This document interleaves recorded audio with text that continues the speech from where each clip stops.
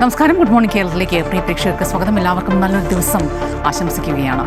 നിങ്ങൾ എത്ര പ്രാർത്ഥിച്ചാലും ഞാൻ കേൾക്കുകയില്ല, കാരണം നിങ്ങളുടെ കൈകൾ പാപത്തിൻ്റെ രക്തക്കറയിൽ മുങ്ങിയിരിക്കുന്നു. ബൈബിൾ വചനങ്ങൾ ഉദ്ധരിച്ച് പോപ്പ് ലിയോ 14 മാർപ്പാപ്പ കഴിഞ്ഞ ദിവസം യുദ്ധത്തിൽ അമേരിക്കയുടെയും ഇസ്രയേലിൻ്റെയും പങ്ക് പരോക്ഷമായി വിമർശിച്ചുകൊണ്ട് ഓശാന ദിവസം പറഞ്ഞ വാക്കുകളാണ് ഇത്. പശ്ചിമേഷ്യയിൽ സംഘർഷം രൂക്ഷമാകുന്ന സാഹചര്യം ലോക സമാധാനത്തെ എത്രത്തോളം ബാധിക്കുന്നു എന്നതിൻ്റെ ഒരു പ്രതിഫലനമായി അദ്ദേഹത്തിൻ്റെ ലോകത്തിലെ ജനതയുടെ ആശങ്കയായി നമുക്ക് അദ്ദേഹത്തിൻ്റെ വാക്കുകളെ കാണേണ്ടി വരും. കാരണം സംഘർഷത്തിനൊട്ടും കുറവില്ല എന്നത് തന്നെയാണ് ഏറ്റവും പുതിയ വിവരങ്ങൾ. ആ മേഖലയിൽ നിന്ന് വരുന്നത് ഖാർഗ് ദ്വീപ് പിടിച്ചടക്കാനായി അമേരിക്കൻ പ്രസിഡന്റ് ഡൊണാൾഡ് ട്രംപ് ശ്രമിക്കുന്നു.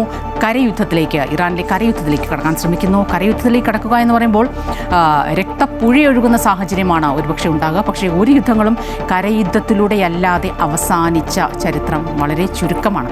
അതുകൊണ്ട് തന്നെ ഇനി എന്തവിടെ സംഭവിക്കുന്നത് വലിയ ആശങ്ക തന്നെ നിലനിൽക്കുന്ന സാഹചര്യം. ഒപ്പം ക്രൂഡ് ഓയിലിൻ്റെ വില കുതിച്ചുകൊണ്ടിരിക്കുന്നു. ആ ഒരു സാഹചര്യം തന്നെയാണ് ട്രംപ് ഈ ഒരു ഖാർഗ് ദ്വീപ് പിടിച്ചടക്കാൻ, അല്ലെങ്കിൽ അവിടെ നിന്ന് തങ്ങളായിരിക്കും എണ്ണ വിതരണം നടത്തുക എന്നൊക്കെ പറയാനുള്ള ഒരു സാഹചര്യം. സംസ്ഥാനത്തേക്ക് എത്തുകയാണെങ്കിൽ 10 നാൾ മാത്രമാണ് ഓരോ വോട്ടും. കൂടുതൽ നമ്മൾ ഒന്ന് പരിശോധിക്കുകയാണെങ്കിൽ ഈ ആത്മവിശ്വാസം എന്ന് പറയുന്നത് ഓരോ മുന്നണികളുടെയും അത് ദിവസം കഴിയുന്തോറും അത് ഒരു ആകാംക്ഷയും ആശങ്കയും ഒക്കെയായി മാറുകയാണ്.